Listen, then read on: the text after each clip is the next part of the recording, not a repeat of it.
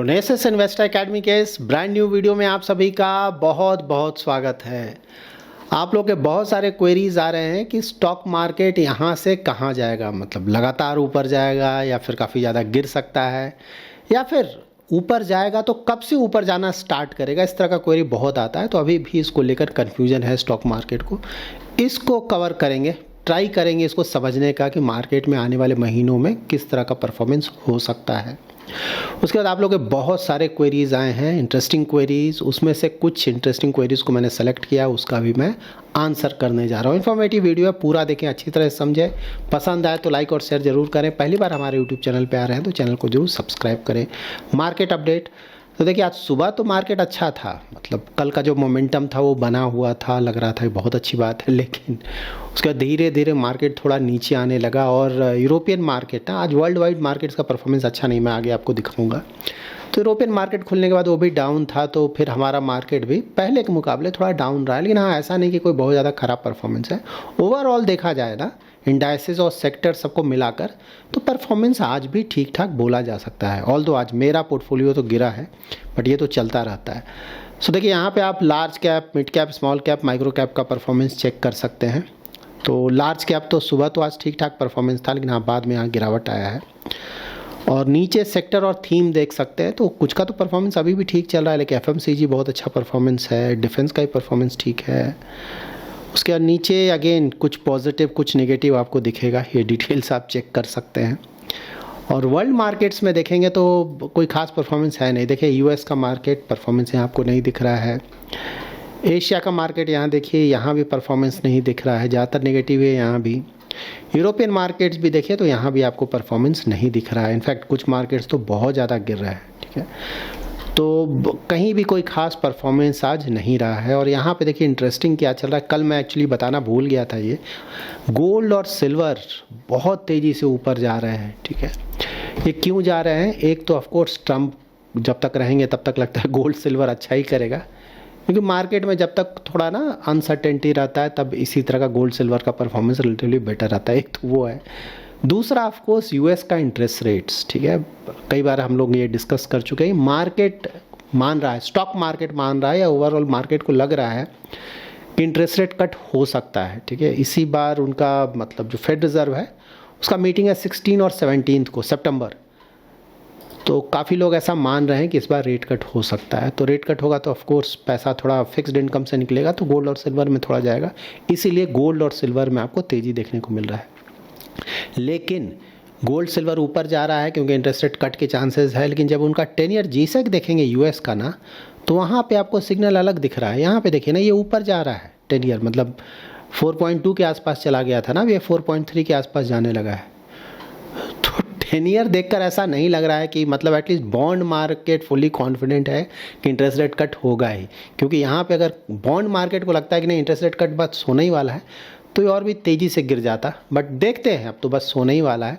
अगर कट होता है तो यूएस स्टॉक मार्केट का परफॉर्मेंस इंप्रूव होगा, गोल्ड सिल्वर का भी थोड़ा परफॉर्मेंस इंप्रूव होगा, ये सभी कुछ आपको देखने को मिलेगा। नाउ इंडियन स्टॉक मार्केट को थोड़ा डिटेल में डिस्कस कर लेते हैं। देखिए इधर थोड़ा बहुत पॉजिटिविटी तो आया है स्टॉक मार्केट में ना, पहले के मुकाबले तो हाँ कुछ आया है। आप लोग के रिटर्न्स देखकर थोड़ा तो लग रहा होगा कि नहीं भाई थोड़ा तो रिटर्न्स आया है। तो ऐसा ये जो मोमेंटम बना क्यों बना? क्योंकि पहले तो बहुत ज़्यादा नेगेटिविटी फैला हुआ था, तो उसके कुछ रीज़न्स हैं। एक तो ऑफकोर्स हमारा रिसेंट अगर देखें तो जीडीपी नंबर्स बहुत अच्छा आया है, 7.8% फर्स्ट क्वार्टर का, जीवीए 7.6%, कल इसको मैंने डिटेल में आप लोग को समझाया था। तो इसके कारण मोमेंटम ऑफकोर्स मार्केट में थोड़ा मिलता है, तो उसके कारण थोड़ा प्लस आया। उसके बाद यूएस का टैरिफ ऑफकोर्स बहुत प्रॉब्लम क्रिएट कर रहा है इंडिया के लिए, तो वहाँ पे कोर्ट का रूलिंग आया था, नहीं भाई इलीगल है, ये नहीं चलेगा। तो अब सुप्रीम कोर्ट में जाएगा, तो आने वाले महीनों में मोस्टली क्लैरिटी मिलेगा कि ये टैरिफ रहेगा नहीं रहेगा। अगर हटता भी है तो कौन कौन सा टैरिफ हटता है, कौन कौन सा बच जाता है, देखना होगा, ठीक है। डिपेंड करता है, तो आने वाले महीनों पे ये क्लैरिटी, लेकिन एटलीस्ट थोड़ा मार्केट को कॉन्फिडेंस आया कि नहीं हो सकता है कि टैरिफ हट जाए, ठीक है। तो एक पॉजिटिव उससे इम्पैक्ट पड़ता है। उसके बाद जीएसटी काउंसिल का मीटिंग है, मैंने आप लोग को बताया था कल परसों सितंबर 3 एंड सितंबर 4।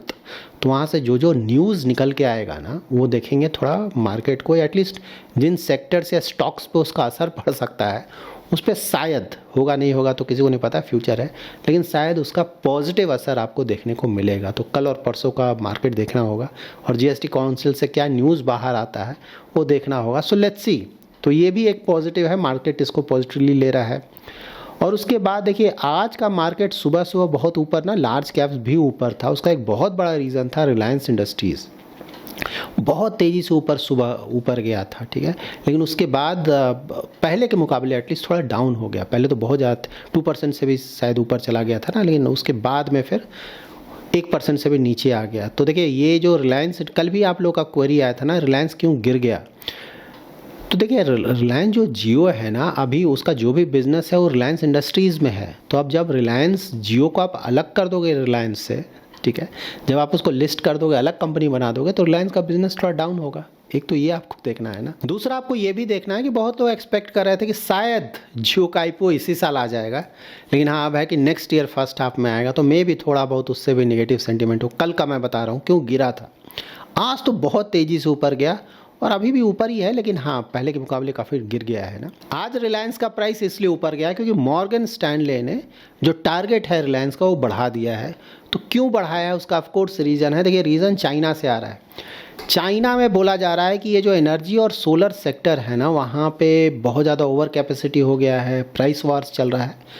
तो चाइना उसे मतलब कम करना चाहता है। तो नेचुरली अगर ओवर कैपेसिटी आप कम करोगे तो वहाँ पे जो वैसे कंपनीज जिनका यहाँ पे एक्सपोजर है, लाइक रिलायंस का तो एनर्जी और सोलर दोनों में है, तो अगर चाइना से ओवर कैपेसिटी कम होगा तो ऑफकोर्स इन मतलब रिलायंस जैसी कंपनीज के लिए बहुत बड़ा पॉजिटिव है। क्योंकि चाइना में इतना ज़्यादा ये सब होता है कि डंपिंग होता है बाहर, तो वो बहुत बड़ा पॉजिटिव है।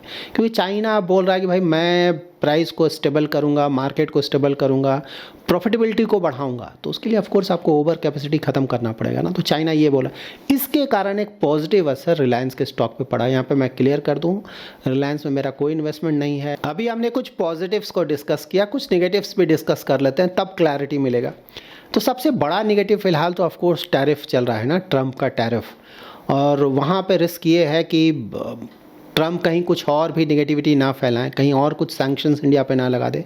क्योंकि अब वो यूरोपियन यूनियन के कंट्रीज़ को भड़का रहे हैं ना, यूरोप के, कि भाई तुम्हें भी इंडिया पे और ज़्यादा सैंक्शंस लगाने चाहिए। तो वहाँ से प्रॉब्लम आ सकता है। प्लस पाकिस्तान का फैक्टर तो है ही, यूएस से नज़दीकी है, मैंने पहले ही बताया है। तो पाकिस्तान कुछ मिस एडवेंचर ना करे, तो ये एक बहुत बड़ा इशू है।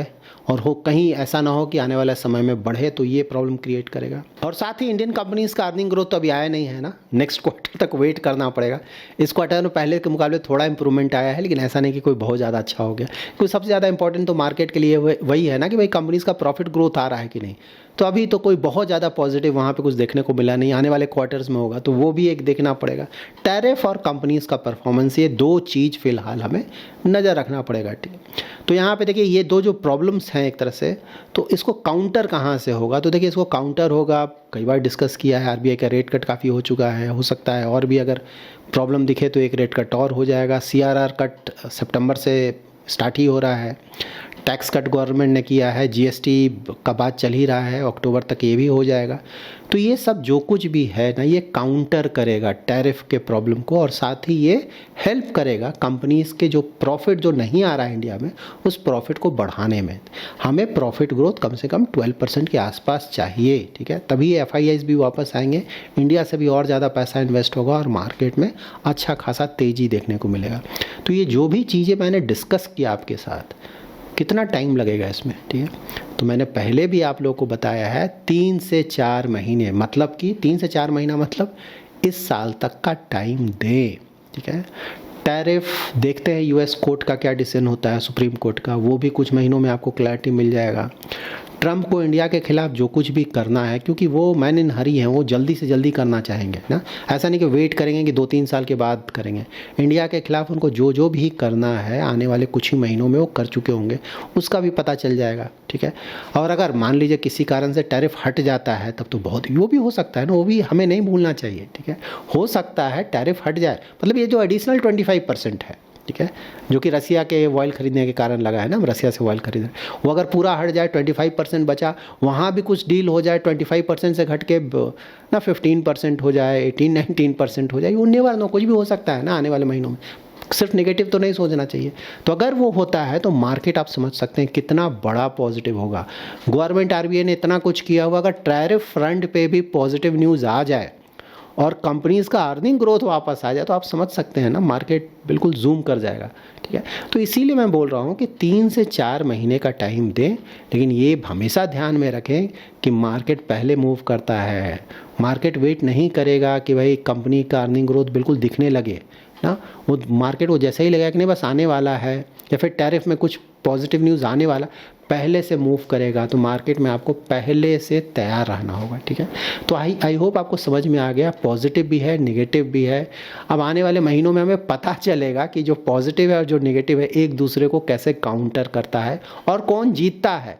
ठीक है, तो इसीलिए मैं 3 से 4 महीने का टाइम आपको बोल रहा हूँ, मतलब इस साल का टाइम बोल रहा हूँ कि थोड़ा आराम से रहे, देखे क्या चलता है।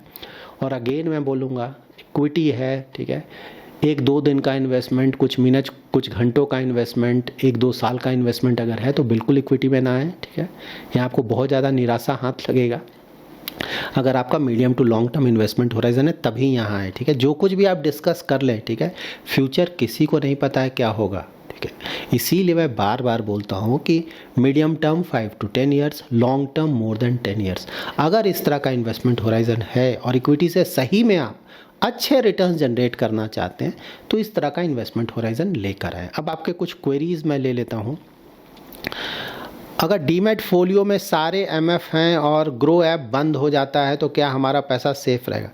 देखिए, किसी भी ऐप का बात करें, एक ऐप करें, कोई भी अगर आप ऐप बात कर लेना तो फ़र्क नहीं पड़ेगा। आपका जो यूनिट्स है वो डीमैट में है। ठीक है, डीमैट आपका सीडीएसएल के पास होता है या फिर एनएसडीएल के पास होता है, तो वहाँ पे आपके यूनिट्स हैं। तो इन कंपनीज़ के बंद होने या ना होने से फ़र्क नहीं पड़ेगा, आपका सेफ है। सर मार्केट गिर रहा है तो आपने बोला था कि इन्वेस्टमेंट करना रेडी रहें, मतलब जब मार्केट गिरे तो इन्वेस्टमेंट करें, सही बात है। छोटे छोटे चंक में इन्वेस्टमेंट करें, सही बात है।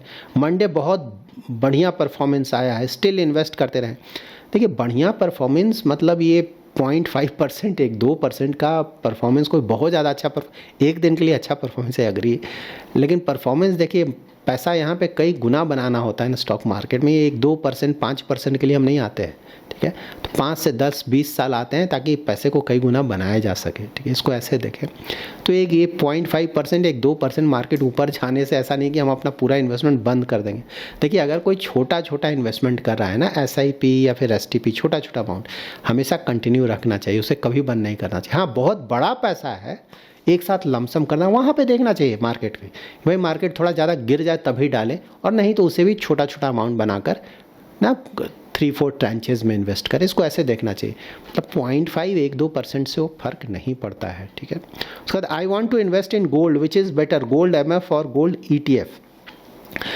तो देखिए, अगर आप ETF से कंफर्टेबल हैं, स्टॉक्स में ऑलरेडी आप इन्वेस्टमेंट कर रहे हैं, डीमैट अकाउंट से कंफर्टेबल हैं, है डीमैट अकाउंट, ये सब आप कंफर्टेबल है तो बिल्कुल ETF के लिए जाना चाहिए। अगर कंफर्टेबल नहीं है तो म्यूचुअल फंड के लिए जाना चाहिए, ऐसे देखिए। ठीक है, तो फर्स्ट ऑप्शन, अगर आप कंफर्टेबल है तो हमें फर्स्ट ऑप्शन आपका गोल्ड ETF होना चाहिए। देख लें जो भी ETF आप लेने जा रहे हैं जिस भी कंपनी का, वहाँ पे ट्रेडिंग अच्छा हो रहा हो, AUM उसका थोड़ा बड़ा हो ताकि बाय सेल रेट अच्छा मिले, और ख़रीदते और बेचते वक्त INAV ज़रूर चेक करें, क्योंकि कभी कभी आप गलत रेट पे ख़रीद लेंगे और बेच देंगे तो आपके रिटर्न्स अच्छे नहीं आएंगे। ठीक है, INAV आपको, ये जो भी कंपनी का आप खरीद रहे हैं ना, किसी भी म्यूचुअल फंड कंपनी का जो आप खरीद रहे हैं उसके वेबसाइट पे आपको INAV मिल जाएगा, तो वहाँ से ज़रूर चेक करें, उसी के आसपास खरीदें। ठीक है, इस पर मैंने डिटेल वीडियो भी बनाई, ETF का वीडियो आप देख लेंगे ना, आपको क्लैरिटी मिल जाएगा। इसके बाद सर डेट शॉर्ट फंड में रिकवरी क्या होगा, एग्जिट? देखिए, शॉर्ट टर्म डेट फंड में दिमाग नहीं लगाए हैं। अभी जानते हैं इंटरेस्ट रेट थोड़ा ऊपर गया है, सही बात है, और थोड़ा भी प्रॉब्लम चल रहा है, इसीलिए शॉर्ट टर्म डेट फंड है ना, वहाँ अगर आप उसका एक बार ड्यूरेशन चेक कर लें, अगर ज़्यादा नहीं, कुछ ज़्यादा होता नहीं शॉर्ट टर्म में, वहाँ पे ज़्यादा दिमाग ना लगाएं। अगर थोड़ा बहुत हो सकता है रिटर्न्स आपके कम हो, फिर से वापस आ जाएगा वो। ठीक है ना, आई होप आपने मतलब कम से कम 1-2 साल के लिए इन्वेस्टमेंट किया है, क्योंकि शॉर्ट टर्म डेट में बोलता हूँ ना 1 साल प्लस के लिए इन्वेस्टमेंट करना चाहिए, वहाँ प्रॉब्लम नहीं, उसके बाद आपका रिकवर करके थोड़ा बहुत ठीक ठाक रिटर्न आ जाएगा। ठीक है, देखिए अभी वैसे mutual fund, debt mutual fund scheme जिसका ड्यूरेशन बहुत ज़्यादा, वहाँ से बच के रहे। ये तो मैंने कई महीने पहले ही बताया था ना, मेरा गिल्ट में थोड़ा बहुत इन्वेस्टमेंट था, मैंने काफ़ी पहले ही बेच दिया है, तो मैंने आप लोग को अपडेट भी किया था। ठीक है, अगर रेगुलर बेसिस पे आप लोग हमारे वीडियोस को वॉच करते हैं तो आपको रफ आइडिया मिल जाएगा। ठीक है, तो जो बड़ा ड्यूरेशन, लॉन्ग ड्यूरेशन वाले डेट फंड्स हैं ना, वहाँ तो बच कर रहना चाहिए। मैंने पहले ही बताया था कि भाई अगर नॉलेज नहीं है तो उसमें जा ही नहीं, बहुत ज़्यादा खतरनाक है। लेकिन ये लिक्विड फंड हो गया, अल्ट्रा शॉर्ट टर्म फंड हो गया, शॉर्ट टर्म फंड हो गया, वहाँ पे ज़्यादा प्रॉब्लम नहीं है, कुछ दिनों तक रहेंगे तो ठीक ठाक रिटर्न। जैसे लिक्विड फंड हो ना, कुछ महीनों का इन्वेस्टमेंट, अल्ट्रा शॉर्ट टर्म हो गया ना 6 मंथ से 1 साल का इन्वेस्टमेंट के आसपास, शॉर्ट टर्म हो गया कि 1 साल से ज़्यादा का होराइजन है तो कवर किया जा सकता है। इस तरह से देखें, यहाँ पे कोई ज़्यादा प्रॉब्लम नहीं होगा, कुछ दिनों का ऊपर नीचे होगा, फिर थोड़ा बहुत मतलब ठीक ठाक रिटर्न आपको आ जाएगा। शॉर्ट टर्म डेट फंड पे तो मैंने डिटेल वीडियो भी बनाया है, उसको आप देख लें, आपको अच्छी क्लैरिटी मिल जाएगी। हाँ, लॉन्ग ड्यूरेशन वालों से आपको बच कर रहना, अगर अच्छी जानकारी हो तभी वहाँ जाए, नहीं तो बिल्कुल ना जाए। वहाँ पे कई बार आपका निगेटिव हो जाएगा, कई बार आपको देखेंगे कुछ दिन आपको लॉस भी देखने को मिलेगा, तो वो सबसे बच कर रहे। अगर आपको जानकारी नहीं है, तब जानकारी है तो आप जो चाहे करें। So that's it in this video. अगर आपको ये वीडियो पसंद आया है तो ज़रूर लाइक एंड शेयर करें। पहली बार हमारे यूट्यूब चैनल पर आ रहे हैं तो चैनल को जरूर सब्सक्राइब करें। Thanks lot for watching.